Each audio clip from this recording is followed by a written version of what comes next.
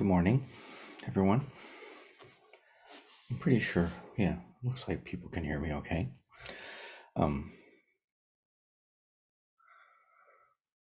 So for anyone who doesn't know me, I'm Kurt, and I'm sitting here in my meditation room in Rockville, Maryland, kind of on the East Coast, but I'm still, 2 hours from the ocean, so not actually literally on the coast. Okay, so this morning I want to talk about a story, an interesting little story. And this is a story that has to do with a great teacher named Joshu. Usually when Buddhists tell stories about teachers from the past, they're always referred to as great teachers. But Joshu really was one of the towering figures in the history of Buddhism. And a student of his, and in this particular case, the student was a lay person, that is a normal person like us, not some celibate person with the bald head living apart from society, but a person with a job and a family, a lay person living, as part of society. So one time a student asked Joshu this question. Does a great, how did it go? Let's see. Can a great spiritual friend still end up being reborn in hell? So can a great spiritual friend, so great spiritual friend is a term that's used often in Buddhism to refer to a teacher or anyone who is, a spiritual friend is kind of it's a good translation, but it's not a particularly accurate translation. It's a Sanskrit term, Kalyana Mitra. And I forget what that technically means in Sanskrit. It means something like great and noble friend or something like that. But it refers to someone who is a teacher or a guide or a fellow practitioner or anyone who is helpful to you in your life and in your practice, your path. And so the question is, and this is not just any spiritual friend, but a great spiritual friend. So it's usually assumed that phrase is referring to someone like Joshu, who is a great teacher. Can a great spiritual friend still end up being reborn in hell? And Joshu replied, this old monk will be first in line. This old monk will be first in line. And the student said, but how can you be a great Zen master and still end up being reborn in hell?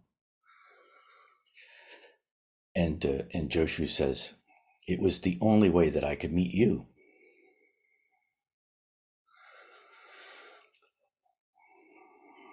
And so Joshu's answer is a good example of a kind of teaching that's sometimes referred to as kicking down the great gate. The question that's being asked. So kicking down the great gate means that you're not accepting the assumptions of the person who has asked the question. You're kind of going beyond the scope of the question and getting to what's really important. Because what the student is asking is not it's not an unreasonable question. It's also something that that the Buddha didn't teach about. The Buddha did teach about, if you're a good Buddhist, right, a good Zen practitioner, a good person, whatever you want to say, will bad things still happen to me?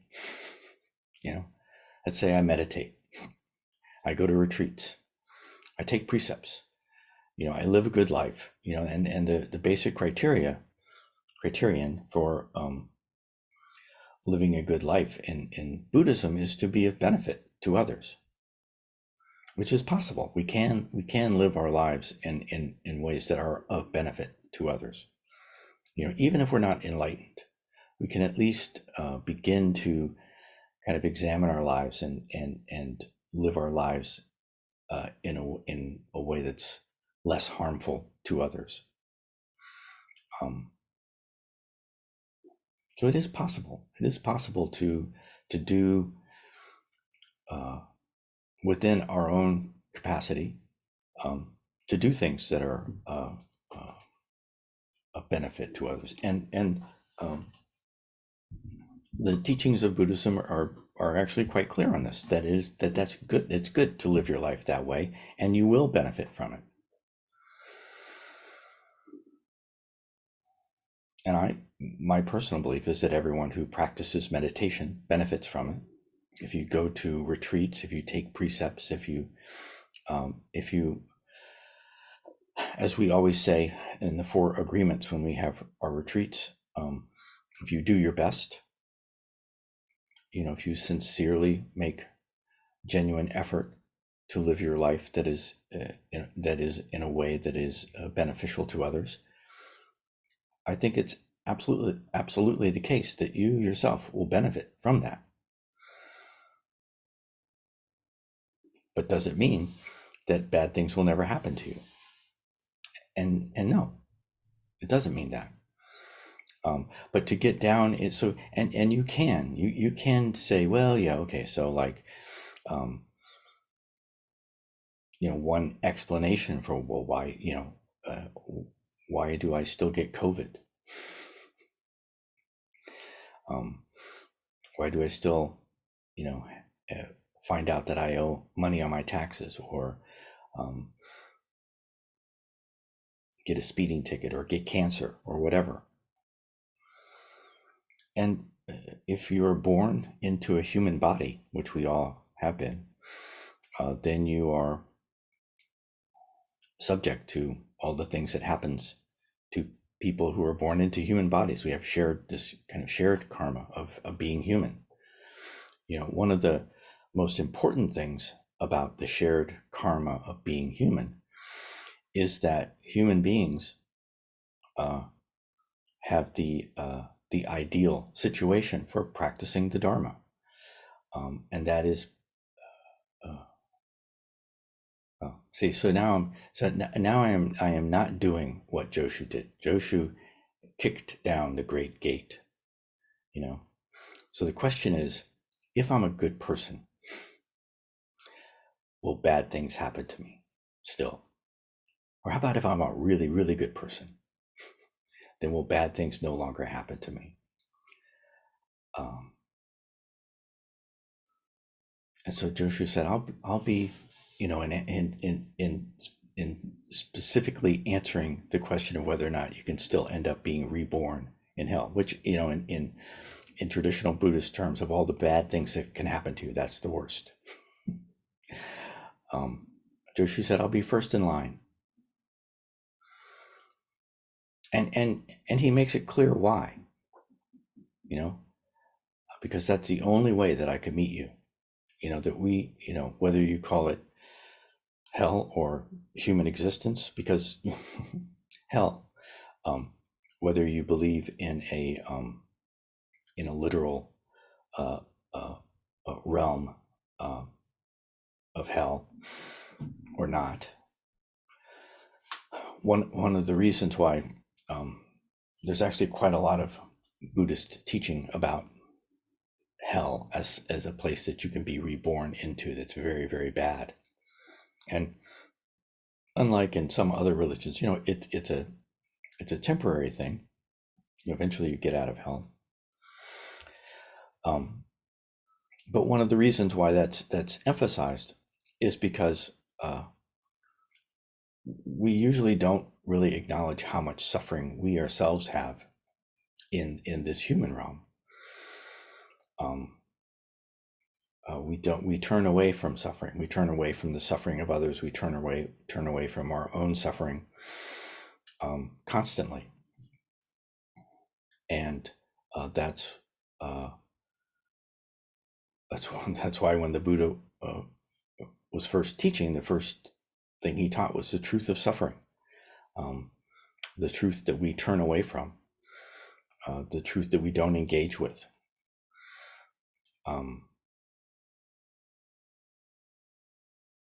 And so, I think of Joshu's answer, Joshu's kicking down the great gate. I think of it in terms of Mahayana teachings. In Mahayana Buddhism, our great vow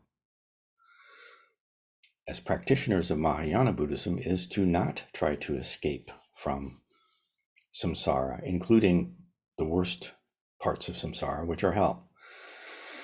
Whether it's a hell that's experienced, in this human world, or a hell that's experienced in the afterlife. The Mahayana Buddhist teaching is that we remain in samsara to benefit others, and that idea goes all the way back to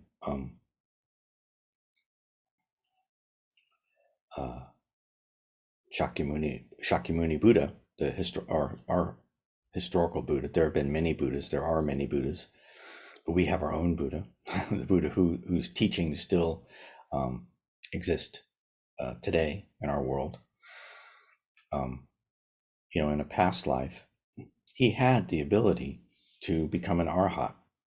That is, someone who has someone who will never be reborn in hell.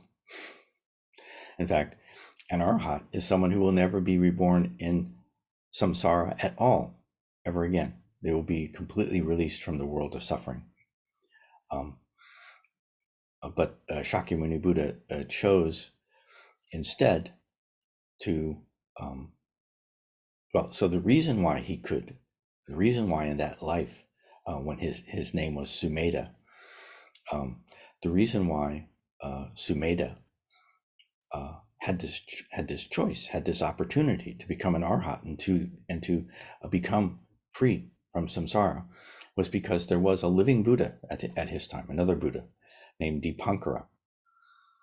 And Sumedha realized that by receiving the blessings of this Buddha, Dipankara, that he could attain the state of an arhat and be forever released from samsara. But he realized that there's something even better than that.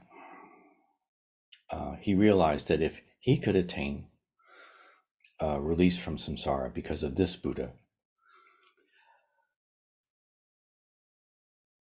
that he wanted to be able to do that as well. He wanted to be able to free others from samsara by becoming a Buddha himself. And so that was the vow that he made in that life. And so there's two ways, or at least two ways of viewing the vow that the Buddha took at that time. One is the vow to become a Buddha. But inseparable from that is the vow to continue living in samsara, lifetime after lifetime.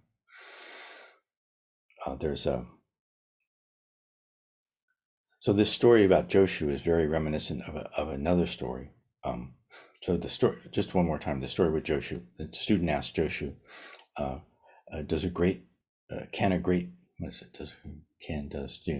grammar isn't very clear in the original Chinese. Can a great spiritual friend still end up being reborn in hell?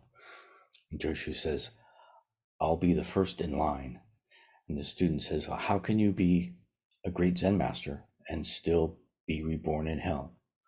And Joshu said, it was the only way I could meet you.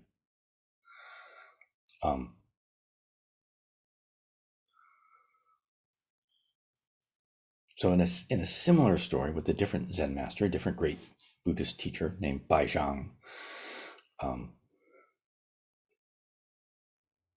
Bai Zhang once met a mysterious old man who told Baizhang,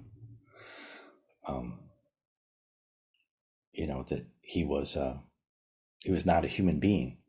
He was in fact a fox, but he was a fox who could take on the form of a human being and appear as a human being. And so this old man explained to Baizhang that he had been asked a question very similar to this question that Joshu had been asked. He said, in a previous life, I was asked, does a greatly accomplished person still fall back into cause and effect? And so cause and effect is another way of saying samsara. Samsara is another way of saying, this realm of suffering. So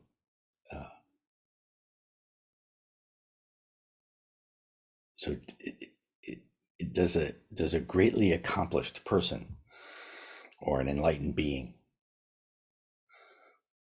or a very advanced person on their spiritual path or whatever, is such a person still subject to karma? And so when this old man had been asked this question, and this old man had himself been a Zen master at this time, and so someone had asked him this question, just like it's almost exactly the same question that was asked of Joshu, and this old man said, no, an enlightened being is not subject to karma. An enlightened being is freed from karma. And so the old man, when he met Baizhang, explained, because I gave that answer, then I have been condemned for 500 lifetimes to be reborn as a fox. And 500 is actually kind of an interesting number because it's approximately the number of past life stories that the Buddha told. There are collections of all the different times when the Buddha referred to his own past lives, and there's actually a little bit more than 500, but a lot of them are kind of the same story told in slightly different words. So you could, if you wanted to say that it's about 500.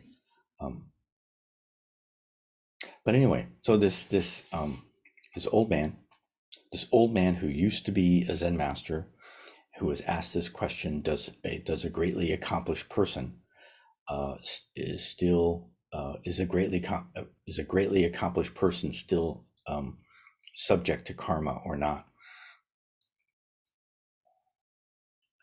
And he said, no, a greatly accomplished person is free from karma. And so he asked Baizhang, to help free him from his punishment for being reborn as a fox over and over again. For 500 lifetimes, he'd been reborn as a fox. And so he asked Baizhang, he said, is a greatly accomplished person still subject to karma or not? And Baizhang said, yes, a greatly accomplished person does not ignore karma.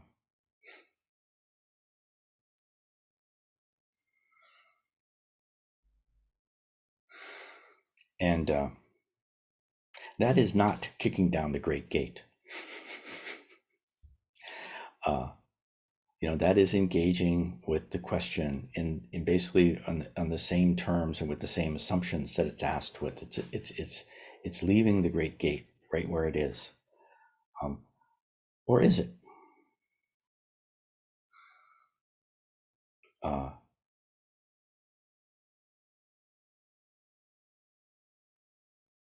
One Zen Master Degak gave a talk recently. I think it was only last Saturday. Was it last Saturday or the Saturday before? I can't remember now. But he talked about this koan, and he said, and I think he's here, so I better be careful about quoting him. But he said essentially that because of Baizhang's answer, he will be reborn as a fox for 500 lifetimes.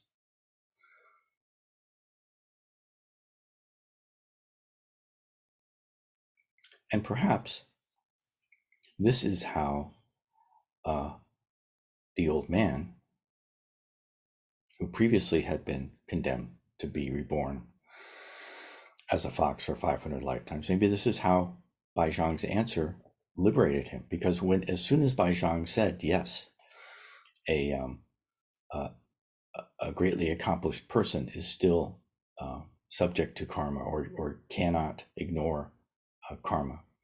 As soon as he said that, the old man clapped his hands and said, thank you, thank you. I have now been released from the fox's body. So one thing that's kind of implied by that is that Bai Zhang is the fox now. That the it's kind of like a game of karmic it. Bai Zhang is it now. Someone has to be it. Someone has to remain in samsara.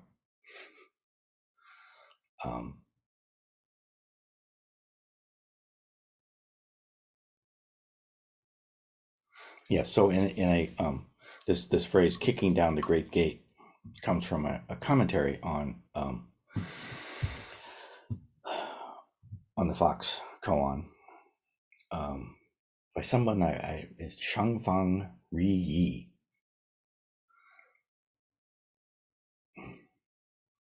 who was part of the Linqi school of Buddhism in China. But he wrote a little poem. He said, north and south of the river, they ask about the wild fox, but they only vacillate between he is subject to karma and he is in the dark about karma. Who can give the great gate a kick and open the doors? Who among you is a hero? And so let me just read that again. North and south of the river, they ask about the wild fox, because they vacillate between he is subject to karma and he is in the dark about karma. Or no, they only vacillate between he is subject to karma and he is in the dark about karma. But who can give the great gate a kick and open the doors? Who among you is a hero? So this is in a talk that he was giving to his students. And hero is a direct reference to Bai Zhang, also, because the Bai Zhang in Chinese literally means the hero's peak. So this was the name of the mountain that Bai Zhang lived on.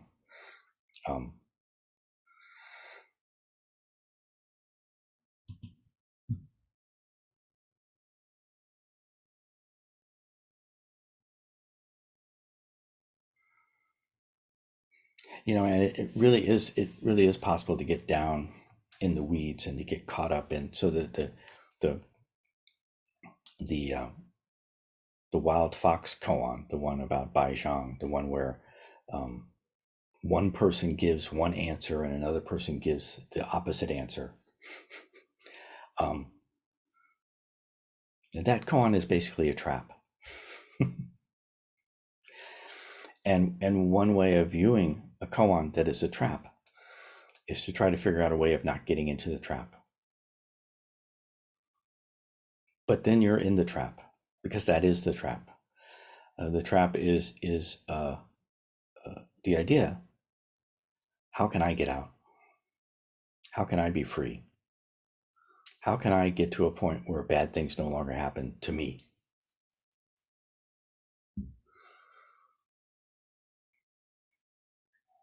And you can view that question in a moral sense. Oh well, you shouldn't be so self-centered. You should be concerned about others rather than yourself. But in Buddhism, this isn't a question of morality. It's just a question of truth. We're stuck with each other. The idea that I can get out and leave the rest of you behind, so long, have a nice time in samsara, I'm out of here, it doesn't work. Anyway, all right. So I'll just go back and say the main case once more. The student asked Joshu, can a great spiritual friend still end up being reborn in hell. And Joshu said, this old monk will be first in line. And the student said, how can you be both a great Zen master and still be reborn in hell? And Joshu said, it's the only way I could meet you. So thank you to all of you for meeting me here in Samsara this morning. And thank you for listening.